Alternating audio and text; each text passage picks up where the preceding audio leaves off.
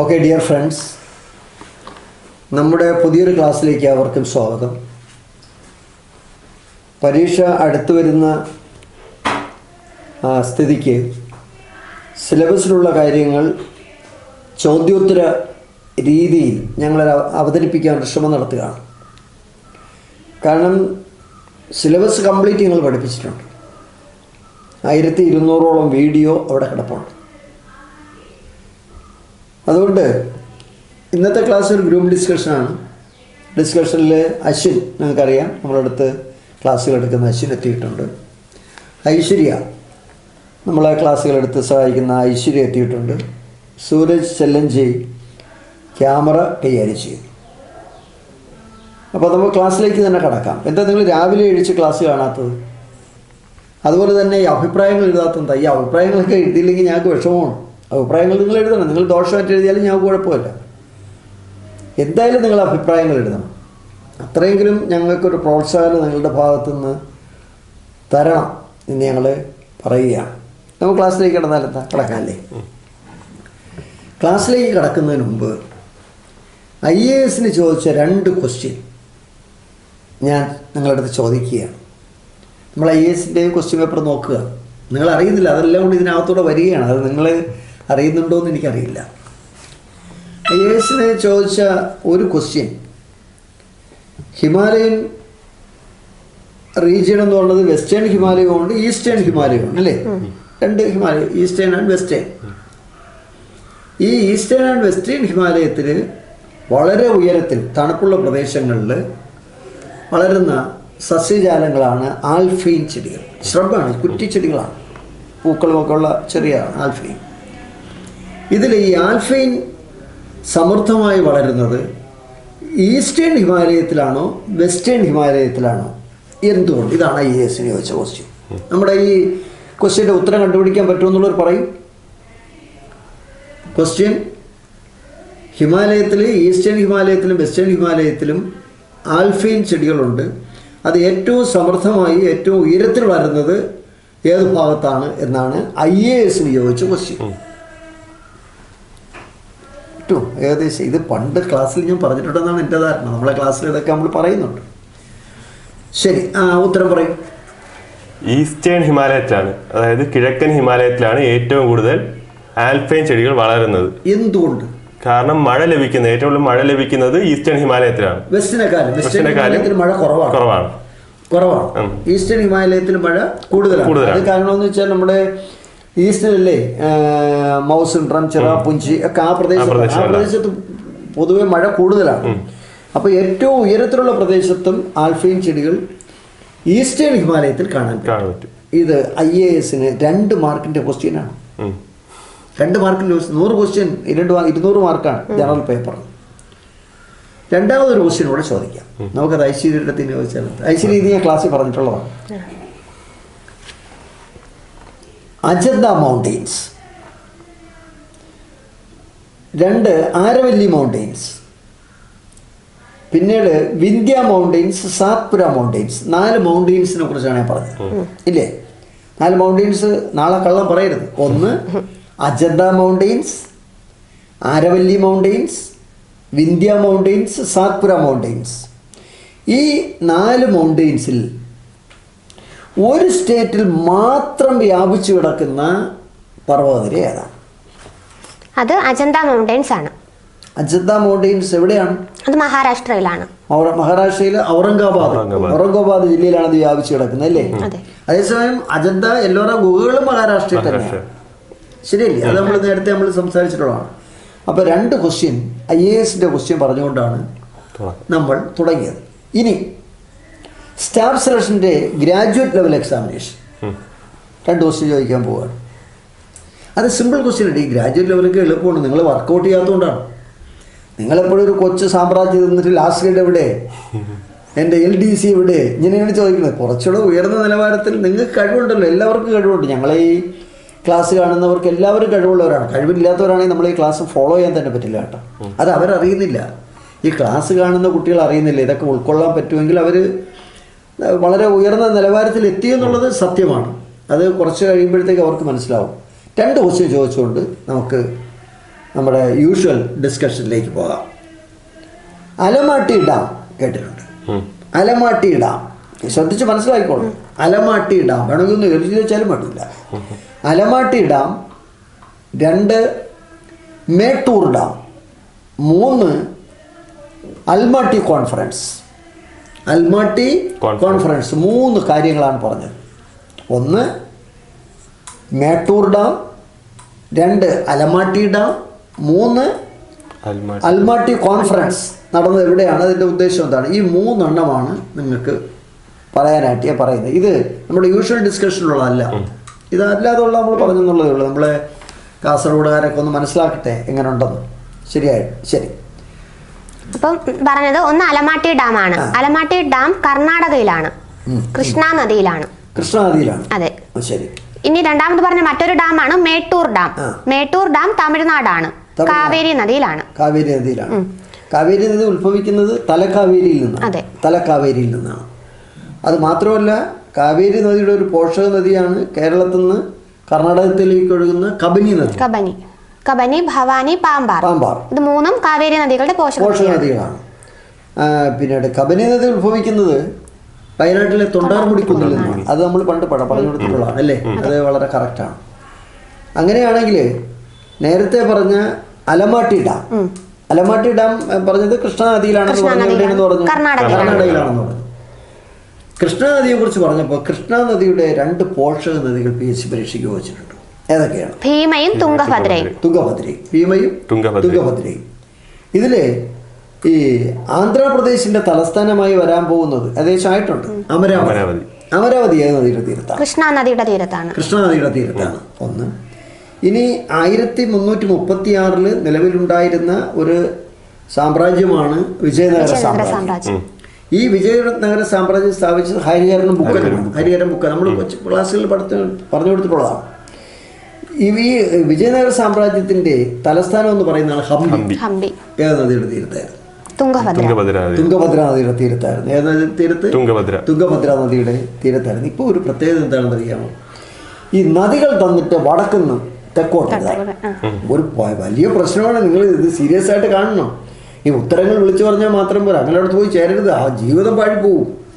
വളരെ ലോജിക്കായിട്ടാണ് ഇപ്പോൾ ക്വസ്റ്റ്യൻ ചോദിക്കുന്നത്. ഇല്ല, ഈസ്റ്റിൽ നിന്ന് വെസ്റ്റിലോട്ടുള്ള പിന്നെ പർവ്വതം ഏതാണ്? സ്റ്റേറ്റുകൾ തന്നിട്ട് ഏറ്റവും നോർത്തിലുള്ളതാണ്, ഏറ്റവും സൗത്തിൽ ഉള്ളതാണ്. ഇങ്ങനെയുള്ള ക്വസ്റ്റ്യൻ അപ്പോൾ കറക്റ്റ് അറിയാമെങ്കിലേ ഉത്തരം എഴുതാൻ പറ്റുള്ളൂ, സംശയം വേണ്ട. അതുകൊണ്ട് നമ്മൾ ഒരു ചുവടൊന്ന് മാറ്റി ചവിട്ടണം. പിന്നെ നമ്മൾ ഇന്നുവരെ റാങ്ക് ഫയൽ കണ്ടിട്ടില്ലാത്തതുകൊണ്ട് നമുക്ക് പ്രശ്നമില്ല. ആ വസ്തു നമ്മൾ കണ്ടിട്ടില്ലല്ലോ. നമ്മളെ കുട്ടികളാരെങ്കിലും വാങ്ങുന്നുണ്ടോ എന്ന് എനിക്കറിയില്ല. എന്തായാലും ഇവിടുത്തെ കടക്കാരൻ പറഞ്ഞത് ഒരു രക്ഷയില്ലെന്ന്, റാങ്ക് ഫയൽ വിൽക്കുന്നില്ല. നമുക്ക് എന്ത് ചെയ്യാൻ പറ്റും? ഈ സ്ഥാപനങ്ങൾ നടത്തുന്നവർ നേരെ ചൊവ്വേ പഠിപ്പിച്ചാൽ മതിയല്ലോ. എന്തിനായി റാങ്ക് ഫയൽ ഉണ്ടാക്കുന്നത്? അതിലും ലാഭം വേണം, പിന്നെ പഠിപ്പിക്കുന്നതിൽ ലാഭം വേണം. റാങ്ക് ഫയല് വാങ്ങി വിൽക്കുന്ന സ്ഥാപനത്തിന് ഒരു റാങ്ക് ഫയൽ വിൽക്കുമ്പോഴത്തേക്ക് 10-700 രൂപ കിട്ടും. അത് ഈ തൊഴിലില്ലാത്തവനെ ഒന്ന് പിടിച്ചു പറിക്കുകയാണ്. മനസ്സിലായത്? എന്നിട്ട് അത് എഴുതിപ്പിക്കുകയാണ്. അധ്യാപനം കൊടുക്കണ്ട. ഈ 1 മുതൽ 10 വരെ പേജ് ഇങ്ങനെ എഴുതിപ്പിക്കുകയാണ്. അക്രമമാണ് ഈ കാണിക്കുന്നത്. തൊഴിലില്ലാത്ത യുവതീ-യുവാക്കളെ പറ്റിക്കലാണ്. പറ്റിച്ചിട്ട് എന്ത് ചെയ്യുമെന്നറിയാമോ? ഇവരെ പിന്തുണയ്ക്കും. ഇടയ്ക്കിടയ്ക്ക് ഞങ്ങൾ പിന്തുണയ്ക്കുക എന്ന് പറയും. അതൊരു അക്രമമാണ്. ഇതൊക്കെ ബിസിനസ്സാണ്, എല്ലാം ബിസിനസ്സാണ്. നമുക്കൊന്ന് ബിസിനസ് പഠിച്ചാലെത്തുന്നതാണ്. നമുക്ക് ഓരോ ബനിയനൊക്കെ തയ്ച്ചിട്ടേ ഫ്രണ്ട്സ് എന്ന് പറഞ്ഞൊരു ഒരു ആപ്പൊക്കെ തുടങ്ങി ക്ലാസ് നടത്താം. പക്ഷെ നമുക്ക് പറ്റുമോ? ഈ ജന്മം നമുക്ക് കഴിയില്ല. ശരി, അങ്ങനെയാണെങ്കിൽ അലമാട്ടി എന്താണ്? അൽമാട്ടി എവിടെയാണ്? അൽമാട്ടി കോൺഫറൻസ് എന്ന് പറയുന്നത് നടന്നത് കസാക്കിസ്ഥാനിലാണ്. കസാക്കിസ്ഥാൻ അതിന്റെ തലസ്ഥാനമാണ് അസ്താന. കസാക്കിസ്ഥാൻ യൂറോപ്യൻ രാജ്യമാണ്, ഏഷ്യൻ രാജ്യമാണ്? ഏഷ്യൻ രാജ്യമാണ്. ഇത് ഏതിൽ നിന്ന് പിരിഞ്ഞു പോയതാണ്? USSR നിന്ന് പിരിഞ്ഞു പോയ രാജ്യമാണ്. 1991 പല 15 രാജ്യങ്ങൾ പിരിഞ്ഞു പോയതിലൊന്നാണ്. എന്താണ് അൽമാട്ടി കോൺഫറൻസ്? പബ്ലിക് ഹെൽത്തുമായിട്ട്, ആരോഗ്യമായിട്ട് ബന്ധപ്പെട്ട ഇന്റർനാഷണൽ കോൺഫറൻസ് ആണ് അൽമാട്ടി കോൺഫറൻസ്. 1978 ഹെൽത്തുമായി ബന്ധപ്പെട്ടതാണ്. പലയിടത്ത് വെച്ച് നടന്ന കോൺഫറൻസുകളിൽ ഒന്നാണ്. ശരി, നമുക്കിനി നമ്മുടെ ക്വസ്റ്റ്യൻ പേപ്പറിലേക്ക് കടക്കാം. ശരി, ആദ്യത്തെ ക്വസ്റ്റ്യൻ ഏതാണ്? പറയും. ആദ്യത്തെ ക്വസ്റ്റ്യൻ ഉപരാഷ്ട്രപതിയുമായി ബന്ധപ്പെട്ട ഒരു ചോദ്യമായിരുന്നു. ശരി, നമുക്ക് അപ്പോൾ ഏത് ക്വസ്റ്റ്യൻ പേപ്പറിലാണ്? അതായത് സിവിൽ എക്സൈസ് ഓഫീസർ 25/2024 ക്വസ്റ്റ്യൻസ് ആണ് നമ്മൾ ഡിസ്കസ് ചെയ്തുകൊണ്ടിരുന്നത്. അതെ അതെ, അതില് കുറച്ച് ക്വസ്റ്റ്യൻ നമ്മൾ നോക്കി കഴിഞ്ഞു. അതിൽ ഇനി വരുന്ന ക്വസ്റ്റ്യൻസ് ഉപരാഷ്ട്രപതിയെ കുറിച്ചാണ്. അതെ, ശരി. അപ്പോൾ നിങ്ങൾ പറയാനുള്ളത് ഉപരാഷ്ട്രപതി എന്നുള്ള പോസ്റ്റ്, അതിൻ്റെ പ്രത്യേകത, ഉപരാഷ്ട്രപതിയെ തിരഞ്ഞെടുക്കുന്നത് എങ്ങനെ, ആദ്യത്തെ ഉപരാഷ്ട്രപതി ആര്, ഇപ്പോഴത്തെ ഉപരാഷ്ട്രപതി ആര്, ആദ്യത്തെ ആക്ടിംഗ് പ്രസിഡന്റ് ആര്, എത്ര തീരെ ആക്ടിംഗ് പ്രസിഡന്റ് ഉണ്ടായിരുന്നു, ഉപരാഷ്ട്രപതി രാജിക്കത്ത് കൊടുക്കുന്നത് ആരുടെ കയ്യിലാണ്, രാജ്യസഭയുമായിട്ടുള്ള അദ്ദേഹത്തിൻ്റെ ബന്ധം എന്താണ്, രാജ്യസഭയുടെ ഡെപ്യൂട്ടി ചെയർമാൻ ആരാണ്. So many things you have to explain, then only it will be clear. Shall we start? Yes. Okay, then you start. Sir, question ചോദിച്ചതെന്ന് പറഞ്ഞു കഴിഞ്ഞാൽ താഴെ തന്നിരിക്കുന്ന യോഗ്യത ആരുമായിട്ട് ബന്ധപ്പെട്ടതാണെന്നാണ് ചോദിച്ചത്. ഇങ്ങോട്ട് നോക്കി. ഇപ്പോഴ് 3 യോഗ്യതയാണ് കൊടുത്തിരുന്നത്. എന്ന് പറഞ്ഞു കഴിഞ്ഞാൽ ആദ്യത്തെ യോഗ്യത എന്ന് പറയുന്നത് ഇന്ത്യൻ പൗരനായിരിക്കണം. അതായത് ഉപരാഷ്ട്രപതി ആകുന്ന വ്യക്തി ഇന്ത്യൻ പൗരനായിരിക്കണം. അല്ല, താഴെ തന്നിരിക്കുന്ന ഈ യോഗ്യതകൾ ആരുമായി ബന്ധപ്പെട്ടതാണ് എന്നാണ് ചോദിച്ചത്. എന്നിട്ട് അതിൽ ഓപ്ഷൻ കൊടുത്തിരുന്നത് എന്ന് പറഞ്ഞാൽ പ്രസിഡന്റ്, ഉപരാഷ്ട്രപതി, പ്രധാനമന്ത്രി, ഗവർണർ അങ്ങനെ കൊടുത്തിരുന്നത്. അപ്പോൾ ഒന്നാമത്തെ യോഗ്യത എന്ന് പറയുന്നത് ഇന്ത്യൻ പൗരനായിരിക്കണം. രണ്ടാമത്തെ യോഗ്യത എന്ന് പറയുന്നത് 35 പൗരനായിരിക്കണം. പ്രസിഡന്റ്, വൈസ് പ്രസിഡന്റ് ബാധകമാണ്. അപ്പൊ അതുകൊണ്ട് അവിടെ ഉത്തരം കണ്ടെത്താൻ പറ്റിയില്ല. രണ്ടാമത്തെ പ്രസ്താവന എന്ന് പറയുന്നത് 35 വയസ്സായിരിക്കണം. അത് രണ്ടിനും ബാധകമാണ്. പ്രസിഡന്റും വൈസ് പ്രസിഡന്റും ബാധകമാണ്. അപ്പൊ ഉത്തരം നമ്മൾ അറൈവ് ചെയ്തിട്ടില്ല. ഇതിന് മൂന്നാമത്തേക്ക് പോവാം. അടുത്തത് ലാഭകരമായ ഒരു പദവിയും വഹിക്കരുത്. പ്രോഫിറ്റ് ഉള്ള ബിസിനസ് ഒന്നും പാടില്ല. അത് രണ്ടുപേർക്കും ബാധകമാണ്. വൈസ് പ്രസിഡന്റ് ബാധകമാണ്. നമുക്ക് ആളെ കണ്ടുപിടിക്കാൻ പറ്റുന്നില്ല. നാലാമത്തെ പ്രസ്താവന എന്ന് പറയുന്നത് രാജ്യസഭ അംഗമായി തിരഞ്ഞെടുക്കാൻ യോഗ്യത ഉണ്ടായിരിക്കണം. അതിലാണ് നമുക്ക് ഉത്തരം കിട്ടുന്നത്. അതെ. അപ്പൊ ഞാൻ ഒരു ക്വസ്റ്റ്യൻ കൂടെ ചോദിക്കാം. ഇപ്പൊ നിങ്ങൾ ഈ പറഞ്ഞ പ്രസ്താവനകളിൽ ആദ്യത്തെ പ്രസ്താവനകൾ പ്രസിഡന്റ്, വൈസ് പ്രസിഡന്റ് ബാധകമാണ്. പക്ഷെ ലാസ്റ്റ് സ്റ്റേറ്റ്മെന്റ് എന്ന് പറഞ്ഞാൽ only applicable to vice president. അതായത് രാജ്യസഭ അംഗമായി തിരഞ്ഞെടുക്കാനുള്ള യോഗ്യത ആരുടേതാണ്? ഉപരാഷ്ട്രപതിയുടേതാണ്. അതേസമയം രാഷ്ട്രപതിയുടെ പറയുകയാണെങ്കിൽ ലോകസഭയുടെ അംഗമായി തിരഞ്ഞെടുക്കാനുള്ള യോഗ്യത ഉണ്ടായിരിക്കണം. ശരി. അപ്പൊ ഇതാണ് അതിന്റെ കറക്റ്റ് ഉത്തരം കിട്ടി. ഒന്നുകൂടെ ഞാൻ ക്ലിയർ ചെയ്യുകയാണ്. വൈസ് പ്രസിഡന്റ് ആകണമെങ്കിൽ രാജ്യസഭാ അംഗമായി തിരഞ്ഞെടുക്കാനുള്ള യോഗ്യത ഉണ്ടായിരിക്കണം. പ്രസിഡന്റ് ആകുന്ന വ്യക്തിക്ക് ലോകസഭാ അംഗമായി തിരഞ്ഞെടുക്കാനുള്ള യോഗ്യത ഉണ്ടായിരിക്കണം. ഇതാണല്ലോ ഇതിന്റെ സെൻസ്. ശരി. ഇനി നമുക്ക് ഉപരാഷ്ട്രപതിയിലേക്ക് കയറി പിടിക്കാം. എന്താണ് ഉപരാഷ്ട്രപതിയുടെ പോസ്റ്റും അതിനെക്കുറിച്ചുള്ള ചില വിശദീകരണങ്ങൾ ഐശ്വര്യ നടത്തിക്കോളൂ.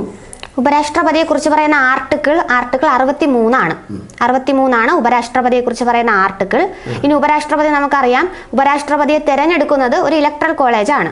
അതായത് ലോകസഭയിലെയും രാജ്യസഭയിലെയും എല്ലാ അംഗങ്ങൾക്കും ഉപരാഷ്ട്രപതി തെരഞ്ഞെടുപ്പിൽ വോട്ടവകാശമുണ്ട്. എല്ലാ എന്ന് പറഞ്ഞതിലാണ് പ്രധാനപ്പെട്ടത് അല്ലേ? പ്രസിഡന്റ് ഇലക്ഷന് നോമിനേറ്റഡ് അംഗങ്ങൾക്ക് വോട്ടില്ല. ഉപരാഷ്ട്രപതിക്ക് ഉണ്ട്. രാജ്യസഭയിലെയും ലോകസഭയിലെയും, അതായത് രാജ്യസഭയിലെ 245 പേർക്കും ലോകസഭയിലെ 543 പേര്, 45 ഇല്ല, 43 പേർക്കും വോട്ടവകാശം. ശരിയല്ലേ?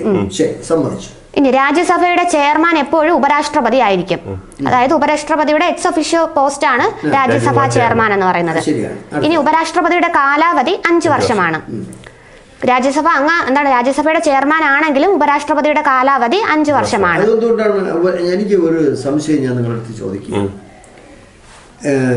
ഉപരാഷ്ട്രപതി എന്ന് പറഞ്ഞ വൈസ് പ്രസിഡന്റ് എന്ന് പറയുന്ന രാജ്യസഭയുടെ ചെയർമാന് 5 വർഷം. എന്ന് രാജ്യസഭയുടെ ഉപാധ്യക്ഷൻ, ഡെപ്യൂട്ടി ചെയർമാൻ ഓഫ് രാജ്യസഭ ഇപ്പൊ പിന്നീട് ഹരിവംശ് നാരായൺ സിംഗ് ആണ്, അദ്ദേഹത്തിന് 6 വർഷം. ഇത് ശരിയാണ്. അതായത് അദ്ദേഹം അവിടുത്തെ അംഗമാണ്, രാജ്യസഭ അംഗമാണ് ഹരിവംശ് നാരായൺ സിംഗ്. ഹരിവംശ് നാരായൺ സിംഗ് രാജ്യസഭ അംഗമാണെങ്കിൽ എത്ര വർഷം കിട്ടും? അംഗമാണെങ്കിൽ 6 വർഷം കിട്ടും. സംശയമില്ല. അംഗമല്ലെങ്കിൽ എത്ര വർഷം കിട്ടുള്ളൂ? 5 വർഷം കിട്ടുള്ളൂ. ശരി, അപ്പൊ നമുക്ക് അടുത്തേക്ക് പോവാം. ഇനി ഇന്ത്യയുടെ ആദ്യത്തെ ഉപരാഷ്ട്രപതി നമുക്കറിയാം ഡോക്ടർ എസ് രാധാകൃഷ്ണനാണ്. അദ്ദേഹം 2 പ്രാവശ്യം ഇന്ത്യയുടെ ഉപരാഷ്ട്രപതി സ്ഥാനം വഹിച്ചിട്ടുണ്ട്. അതുകൊണ്ട് അദ്ദേഹത്തിന് രാജ്യസഭയുടെ പിതാവ് എന്ന് വിളിക്കുന്ന തെറ്റുണ്ടോ? ഇല്ല, രാജ്യസഭയുടെ പിതാവ് എന്ന് വിളിക്കാം. അതെ. ഡോക്ടർ രാധാകൃഷ്ണൻ തമിഴ്നാട്ടിലെ തിരുത്തണിയിലാണ് ജനിച്ചതല്ലേ? തിരുത്തണി PSCക്ക് ചോദിച്ചതാണ്. 100 കിലോ നമ്മളെ എന്നോട് പറയുന്നത്. അടുത്തത് അദ്ദേഹത്തിന്റെ ജന്മദിനമായ സെപ്റ്റംബർ 5 ദേശീയ അധ്യാപക ദിനമായിട്ട് ആചരിക്കുന്നു. അപ്പൊ ലോക അധ്യാപക ദിനോ? ലോക അധ്യാപക ദിനം ഒക്ടോബർ 5 ഒക്ടോബർ 5 സെപ്റ്റംബർ 5 വിട്ടുകൊടുക്കില്ല. സെപ്റ്റംബർ അടുത്ത മാസം ഒക്ടോബർ 5 ലോക അധ്യാപക ദിനം. ശരി, അടുത്തത്.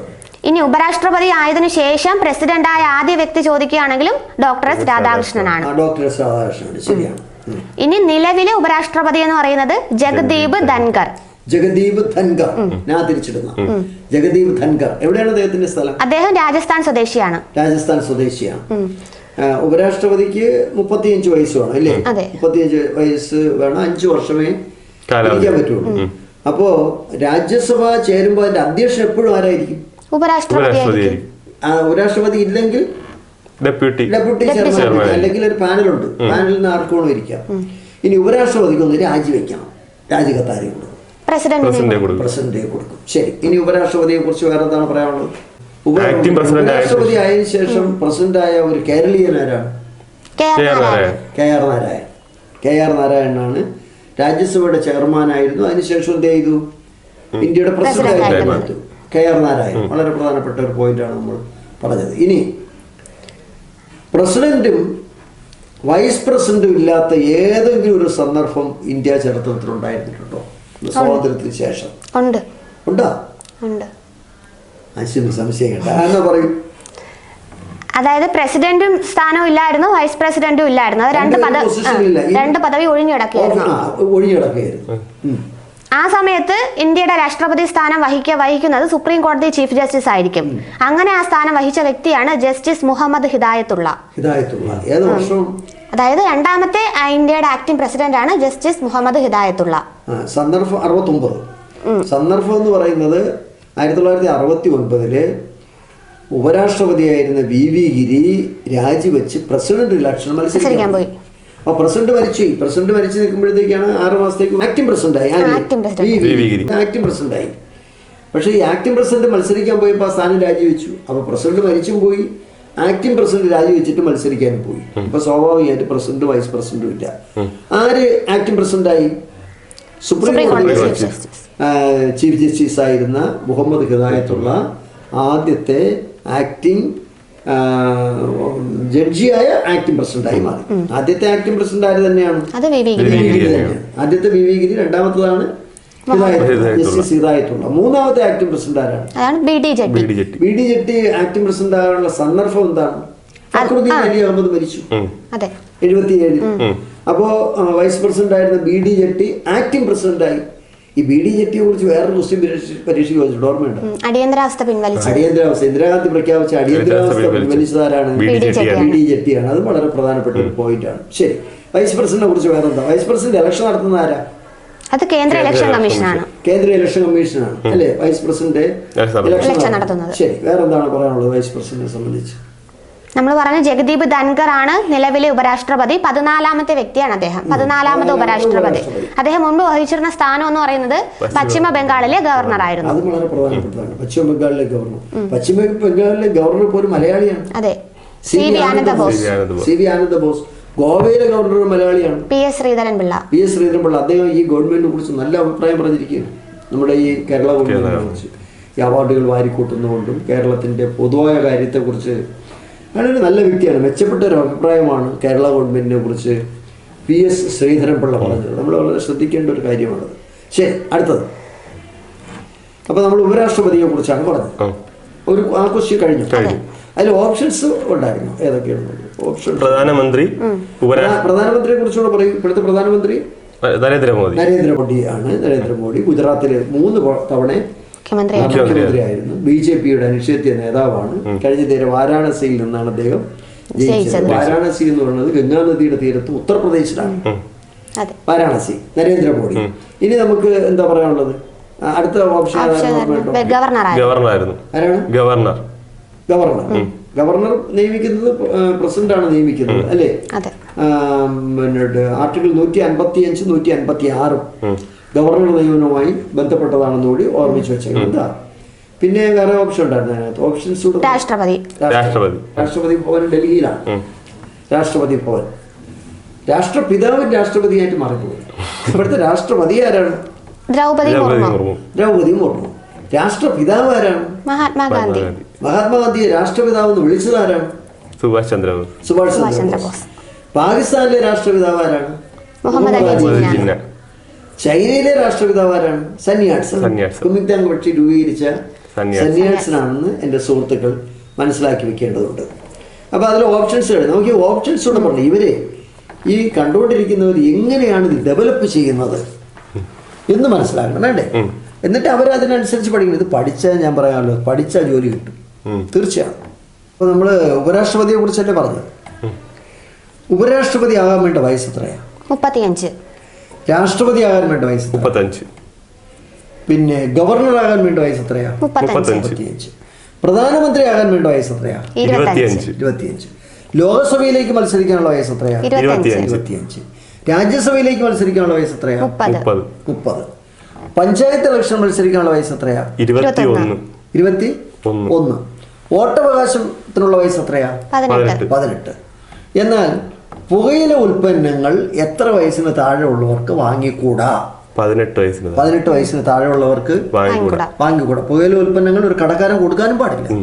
മനസ്സിലായില്ലേ? അടുത്തത് പോക്സോ നിയമം അനുസരിച്ച് കുട്ടി എന്ന് പറഞ്ഞാൽ എത്ര വയസ്സിന് താഴെ ഉള്ളവർ? 18 വയസ്സിന് താഴെ. ബാലവേല എത്ര വയസ്സിന് താഴെ ഉള്ളവർ? 14 വയസ്സിന് താഴെ ഉള്ളവരാണ്. മദ്യം വാങ്ങാൻ ഉള്ള മിനിമം വയസ്സ് എത്രയാണ്? 23. ഇപ്പൊ ചോദിച്ചു നമ്മളന്ന് തമാശന് പറഞ്ഞതാണ്, പക്ഷെ അതിപ്പോ ചോദിച്ചു ഇല്ലേ? അപ്പോൾ ഒരു കാര്യം കൂടെ നമുക്ക് ഒരിടത്തൂടെ പറയാനുണ്ട്. പോലീസിനും സബ് ഇൻസ്പെക്ടർക്കും പരീക്ഷ എഴുതുന്ന എല്ലാ കുട്ടികൾക്ക് വേണ്ടിയും എല്ലാ ഞായറാഴ്ചകളിലും വൈകുന്നേരം 5 മണി മുതൽ ഇവിടെ ഫ്രണ്ട്സ് ലൈബ്രറി ഹാളിൽ, എൻ്റെ വീട് തന്നെയാണ് അതുകൂടെ പറഞ്ഞിരിക്കുന്നത്, ഒരു ക്ലാസ് ഉണ്ട്. ആർക്കും വേണോ പങ്കെടുക്കാം. ഇവിടെ പഠിക്കാത്ത കുട്ടികൾക്കും അതിൽ പങ്കെടുക്കാം.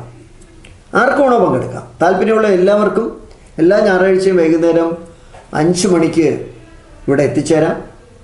ആ ക്ലാസ് എടുക്കാൻ ജയൻ.സി. നായർ സാറുണ്ടാകും, ആര്യനാട് പുഷ്പരാജ് സാറുണ്ടാകും, അശ്വിൻ അതിൻ്റെ കാര്യങ്ങളെല്ലാം കൂടെ കോർഡിനേറ്റ് ചെയ്ത് ക്ലാസ് എടുക്കും. പിന്നെ നമുക്ക് മറ്റ് വിഷയങ്ങളിലൂടെ നമുക്ക് സഹായിക്കാം.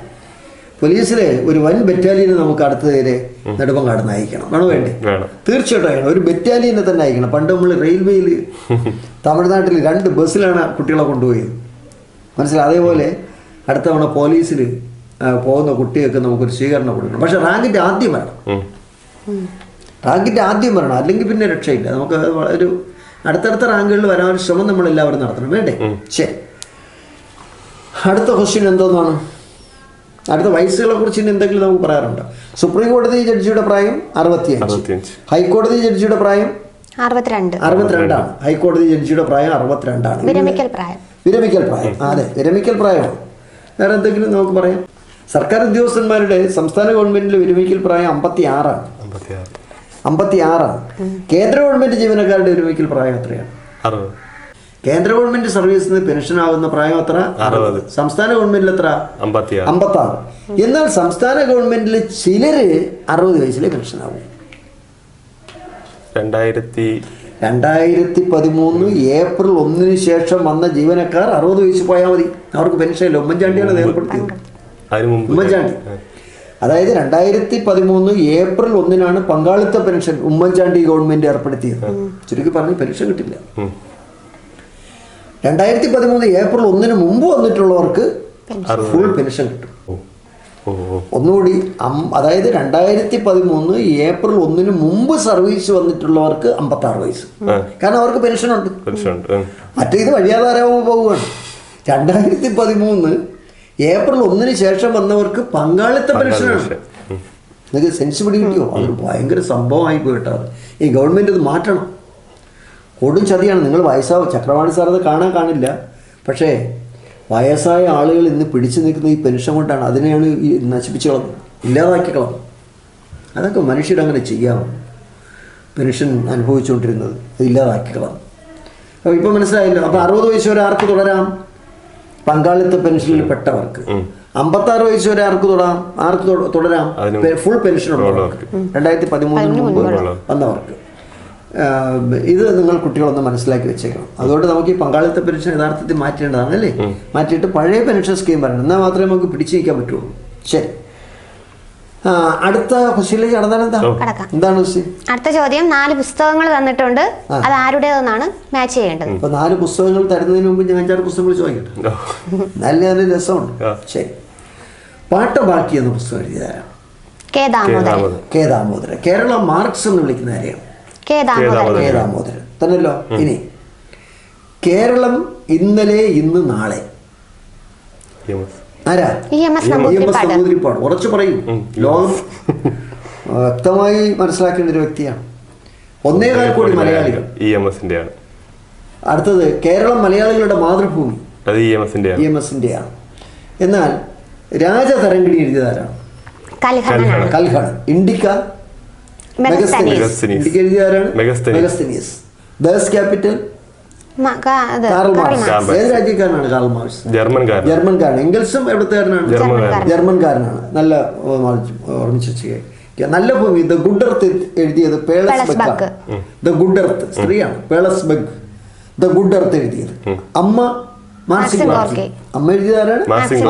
യുദ്ധവും സമാധാനവും ലിയോ ടോൾസ്റ്റോയ്. നിങ്ങൾ എന്നെ കമ്മ്യൂണിസ്റ്റ് ആക്കി.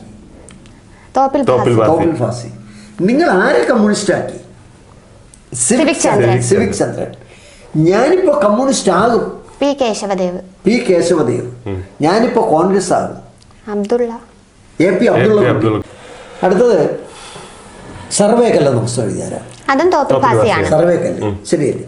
ഈ പിന്നീട് CPIയുടെ കലാസംഘടനയുടെ പേരാണ് കായംകുളത്ത് പ്രവർത്തിക്കുന്ന KPSC. അത് കായംകുളത്താണ്. കായംകുളം ആലപ്പുഴ ജില്ലയിൽപ്പെടുന്ന സ്ഥലമാണ് കായംകുളം. KPSC അത് വളരെ പ്രധാനപ്പെട്ടതാണ്. അതേസമയം KPCC ഉണ്ടെന്നാണ് കേരള പ്രദേശ് കോൺഗ്രസ് കമ്മിറ്റി. ഇനി നമുക്ക് പുസ്തകത്തിൽ ചോദിച്ച ക്വസ്റ്റ്യൻസിലേക്ക് വരാം.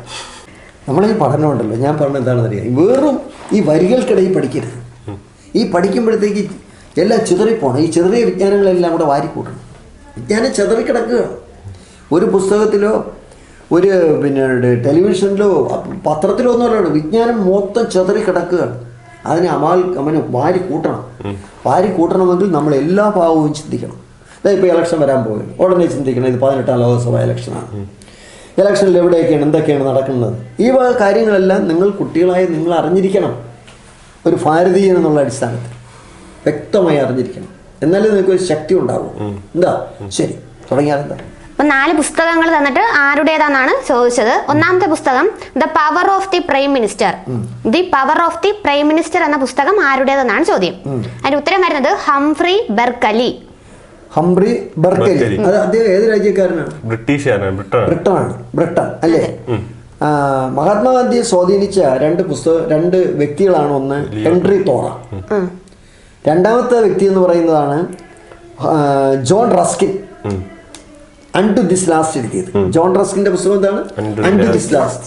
അതേസമയം നിസ്സഹരണ പ്രസ്ഥാനമൊക്കെ അദ്ദേഹം മനസ്സിലാക്കിയത് എവിടെ നിന്നാണെന്ന് വെച്ചാൽ ഹെൻറി തോറയുടെ എഴുത്തുകളിൽ നിന്നാണ് അദ്ദേഹം മനസ്സിലാക്കിയത്. പിന്നെ അദ്ദേഹത്തെ സ്വാധീനിച്ച വ്യക്തിയാണ് ലിയോ ടോൾസ്റ്റോയ്. യുദ്ധവും സമാധാനം എഴുതിയ ലിയോ ടോൾസ്റ്റോയ്. ശരി, നമുക്ക് വിഷയത്തിലേക്ക് തിരിച്ചു വരാം. അപ്പോൾ ഒരു ബർക്കലിയുടെ കഴിഞ്ഞു.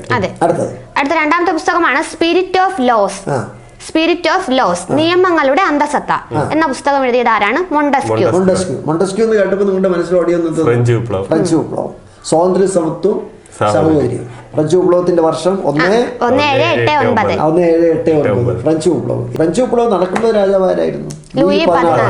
ഞാനാണ് രാഷ്ട്രം എന്ന് പറഞ്ഞത് ആരാണ്? ലൂയി 14 പിന്നെ അധികാരത്തിന്റെ ചിഹ്നമായിരുന്നു ബാസ്റ്റൈൽ ജയിൽ. അതൊക്കെ തകർത്ത് കളഞ്ഞു. അതൊക്കെ പിന്നെ ലോക ചരിത്രത്തിൽ നമ്മൾ വായിച്ചിട്ടുള്ളതാണ്. പിന്നെ അതേസമയം മനുഷ്യൻ സ്വതന്ത്രനായി ജനിക്കുന്നു, എവിടെയും അവൻ ശൃംഖലാബന്ധിതനാണ് എന്ന് പറഞ്ഞതാരാണ്? റൂസോ. സോഷ്യൽ കോൺട്രാക്ട് തിയറി ആരുടേതാണ്? റൂസോയുടേതാണ്. സോഷ്യൽ കോൺട്രാക്ട് എന്ന പുസ്തകം അദ്ദേഹത്തിൻ്റെതാണ്. ശരി, അടുത്ത പുസ്തകം ഏതാണ്? അടുത്ത പുസ്തകം ഇന്ത്യ 2020 എന്ന പുസ്തകം എഴുതിയത് APJ അബ്ദുൽ കലാം. ഇന്ത്യ 2020. ഇന്ത്യയുടെ പ്രസിഡന്റ് ആയിരുന്നു. അതെ, മിസൈൽ മാൻ ആയിരുന്നു. ആരാണ് മിസൈൽ മാൻ? APJ Abdul Kalam. Missile woman ആരായിരുന്നു? ടെസ്സി തോമസ്. റോക്കറ്റ് മാൻ ആരായിരുന്നു? ശിവൻ. റോക്കറ്റ് വുമൺ ആരായിരുന്നു? ഋതു കരുതാൾ. ഈ ഇടയ്ക്ക് ചോദിച്ചാണ് PSC ചോദിച്ചാണ്. ഋതു കരുതാൾ ഇല്ലേ? Rocket woman. അതേസമയം കഥകളിയെ പ്രോത്സാഹിപ്പിച്ച ISRO ചെയർമാൻ ആരാണ്? അത് K. രാധാകൃഷ്ണനാണ്. ഈ ചന്ദ്രയാൻ വിക്ഷേപിച്ചപ്പോൾ ISRO ചെയർമാൻ ആരായിരുന്നു? G. മാധവൻ നായരായിരുന്നു. ISRO രൂപീകരിച്ചതെന്നാണ് 1969 ഓഗസ്റ്റ് 15-നാണ് ISRO രൂപീകരിച്ചത്. അതിന്റെ ആസ്ഥാനം എവിടെയാണ്? ആസ്ഥാനം അന്തരീക്ഷ ഭവൻ, ബാംഗ്ലൂർ. ബാംഗ്ലൂരാണ്. അന്തരീക്ഷ ഭവൻ ബാംഗ്ലൂരാണ്. അതിന്റെ ഇപ്പോഴത്തെ ചെയർമാൻ ആരാണ്? S. സോമനാഥ്. സോമനാഥ് ഇപ്പോഴത്തെ ചെയർമാൻ അല്ലേ? അദ്ദേഹത്തിന്റെ കാലത്ത് വലിയ ഡെവലപ്മെന്റുകൾ ഉണ്ടാവുക. ശരിയല്ലേ? ശരി. അപ്പോ നമ്മൾ പറഞ്ഞത് ആരെ കുറിച്ചാണ് പറഞ്ഞത്? APJ അബ്ദുൽ പറയില്ലല്ലോ. 1931 ഒക്ടോബർ 15-നാണ് ജനിച്ചത്. ഒക്ടോബർ 15ന്റെ പ്രത്യേകത എന്താ? ലോക വിദ്യാർത്ഥി ദിനമാണ് ഒക്ടോബർ 15. ഒക്ടോബർ 16 അത് ഭക്ഷ്യദിനം. ഒക്ടോബർ 17 ദാരിദ്ര്യ നിർമ്മാർജ്ജന ദിനം. അതേസമയം ഹീമോഫീലിയ ദിനം എന്നാണ്. അത് ഏപ്രിൽ 17 ഏപ്രിൽ 17. നാട്ടറിവ് ദിനം ഓഗസ്റ്റ് 22. ജൈവ വൈവിധ്യ ദിനം മെയ് 22. ഇതൊക്കെ ഇങ്ങനെ ആവർത്തിച്ച് പറയണം. ഇത് നമ്മളെ ക്ലാസ് കേൾക്കാൻ പോകുന്ന പലരും കൂലിവേലക്കാരാണ്. മനസ്സിലായില്ലേ? അവര് ബസ്സിലിരുന്നും ബൈക്കിലിരുന്നും ഉച്ചയ്ക്ക് ഉണ്ണാൻ കിട്ടുന്ന സമയമൊക്കെയാണ് പഠിക്കുന്നത്. ഭയങ്കര ബുദ്ധിമുട്ട് അനുഭവിക്കുകയാണ് ഈ കുട്ടികൾ. അതുകൊണ്ട് നമ്മൾ മാക്സ് റിപ്പീറ്റ് ചെയ്ത് പറഞ്ഞു കൊടുത്താൽ അവർക്കത് ഗുണം ചെയ്യും. എന്താ? ശരി. അപ്പോൾ APJ അബ്ദുൽ കലാം ജനിച്ചത് ഏത് സ്ഥലത്താണ്? രാമേശ്വരത്താണ്. പിന്നെ ഇന്നലെ റേഡിയോയിൽ, ഇന്നലെയോ വരെ ഞാൻ തോന്നുന്നുണ്ട്, റേഡിയോയിൽ ഞാൻ വാർത്ത കേട്ടോണ്ടിരിക്കുകയാണ്. നിങ്ങൾ റേഡിയോ വാർത്ത കേൾക്കാറുണ്ട്? റേഡിയോ ഇല്ല. റേഡിയോ വാങ്ങണം. നമുക്ക് രസമാണ്. അതിൽ കേട്ട ഒരു ക്വസ്റ്റ്യൻ, ഏറ്റവും കൂടുതൽ പ്രസിഡന്റുമാരെ സംഭാവന ചെയ്ത സ്റ്റേറ്റ് ഏതാണ്? തമിഴ്നാട്.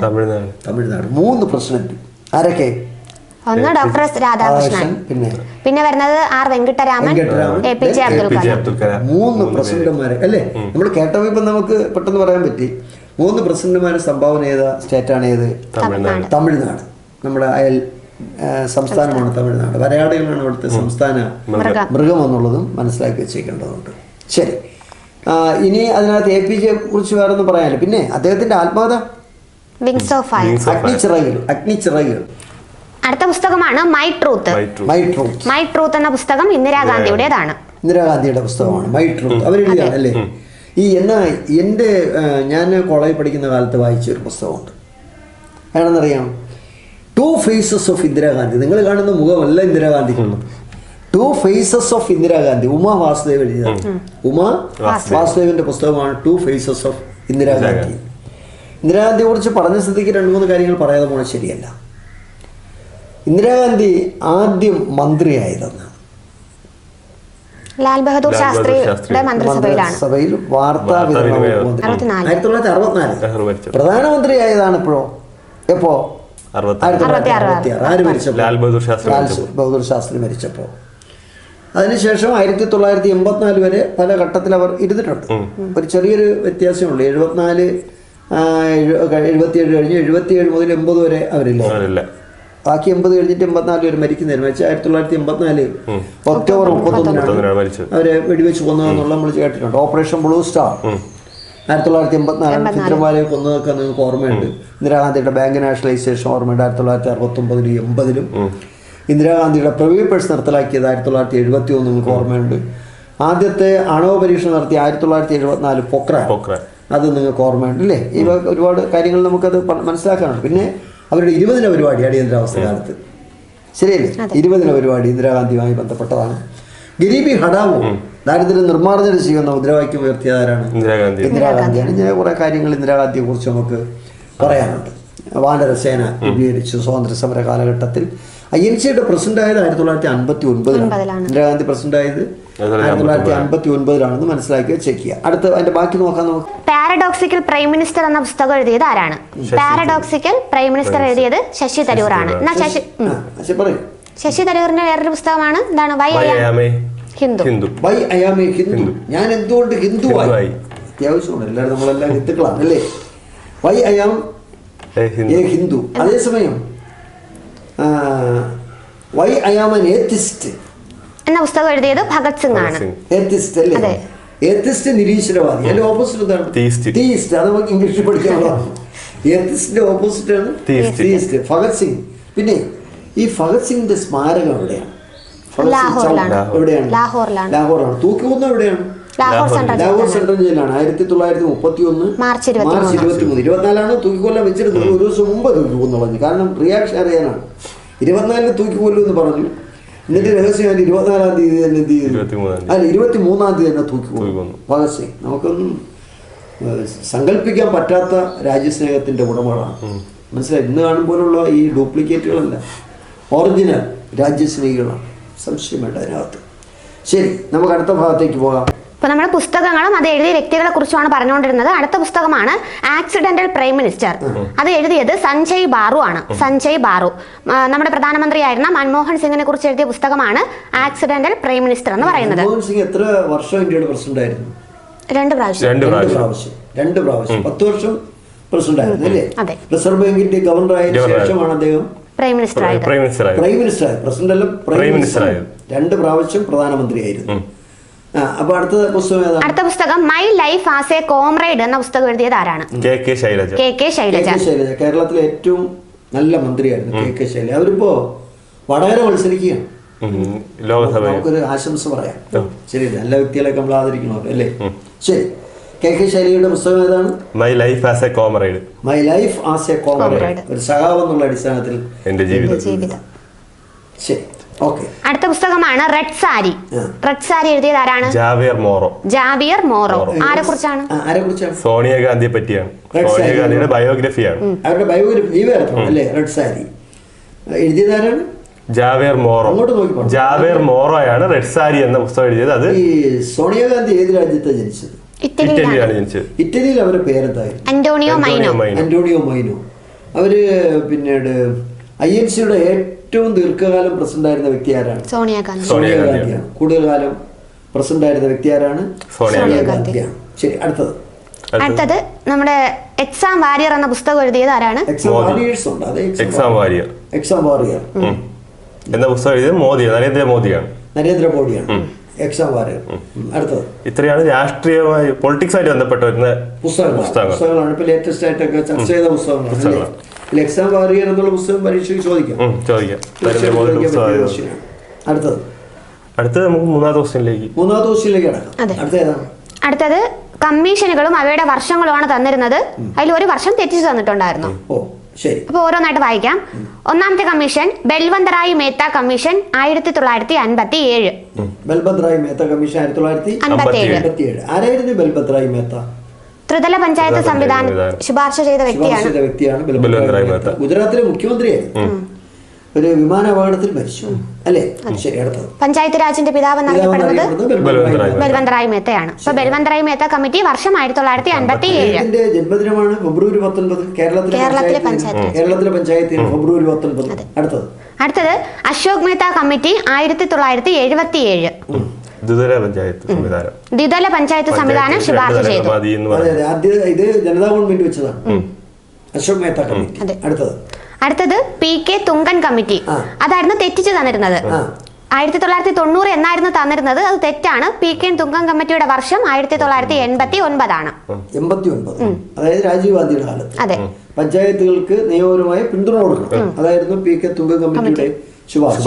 അതെ. അടുത്ത് തന്നിരുന്നത് സർക്കാരിയ കമ്മിറ്റി 1983. കേന്ദ്ര സംസ്ഥാന ബന്ധങ്ങളെ കുറിച്ചാണ്. ഇന്ദിരാഗാന്ധിയുടെ കാലത്താണ് സർക്കാരിയ കമ്മിറ്റി. ശരി, നമുക്ക് 3-4 കമ്മീഷൻസ് കൂടെ നോക്കിയാൽ എന്താ? ശരി, ശിവരാമൻ കമ്മിറ്റി അല്ലെ? കമ്മീഷൻ ഏതാ? നബാർഡ് രൂപീകരിച്ചു 1982 ജൂലൈ 12. നബാർഡ് മുംബൈ ആസ്ഥാനമാണ്. ശരിയല്ലേ? മുംബൈ ആസ്ഥാനം. അടുത്തത് കുമരപ്പ കമ്മിറ്റി. പറയൂ വർഷം. ഭൂപരിഷ്കരണവുമായി ബന്ധപ്പെട്ട കമ്മിറ്റിയാണ് കുമരപ്പ കമ്മിറ്റി. വർഷം 1949. തമിഴ്നാട്ടുകാരനാണ് ഈ കുമരപ്പ. അടുത്തത് ഗാന്ധിയനാണ്. അടുത്തത് നരസിംഹ കമ്മിറ്റി. ബാങ്കിങ്ങുമായി ബന്ധപ്പെട്ടതാണ്. 1991 നരസിംഹ കമ്മിറ്റി. അടുത്തത് മൽഹോത്ര കമ്മിറ്റി. ഇൻഷുറൻസുമായിട്ട് ബന്ധപ്പെട്ടതാണ്. 1993. അടുത്തത് പിന്നെ വരുന്നത് സ്വരൺ സിംഗ് കമ്മിറ്റി. എന്തുമായിട്ട് ബന്ധപ്പെട്ടതാണ്? മൗലിക ചുമതലകൾ കൂട്ടിച്ചേർത്ത കമ്മിറ്റിയാണ് സ്വരൺ സിംഗ് കമ്മിറ്റി എന്ന് പറയുന്നത്. ഇനി പഞ്ചായത്ത് രാജുമായി ബന്ധപ്പെട്ട മറ്റ് 2 കമ്മിറ്റികളാണ് GVK റാവു കമ്മിറ്റി. വർഷം 1985 ആണ് GVK റാവു കമ്മിറ്റി. ഇനി വരുന്നത് LM Singhvi committee. 1986 LM Singhvi committee. Rajiv ഗാന്ധിയുടെ കാലത്ത്. ഇനി വേറൊരു കമ്മീഷനാണ് കേന്ദ്ര സംസ്ഥാന ബന്ധങ്ങളെ കുറിച്ച് നമ്മൾ നേരത്തെ ഒരു കമ്മീഷൻ പറഞ്ഞു, അത് സർക്കാരിയ കമ്മീഷനാണ്. മറ്റൊരു കമ്മീഷനാണ് പൂഞ്ചി കമ്മീഷൻ, 2007 ഗവർണർ തെരഞ്ഞെടുക്കണമെന്നൊക്കെ പറഞ്ഞു പൂഞ്ചി കമ്മിറ്റി അല്ലേ? അതെ. ശരി, വേറെ. അപ്പോൾ ഇതോടുകൂടി നമുക്ക് ഈ സെഷനോട് അവസാനിപ്പിക്കാം.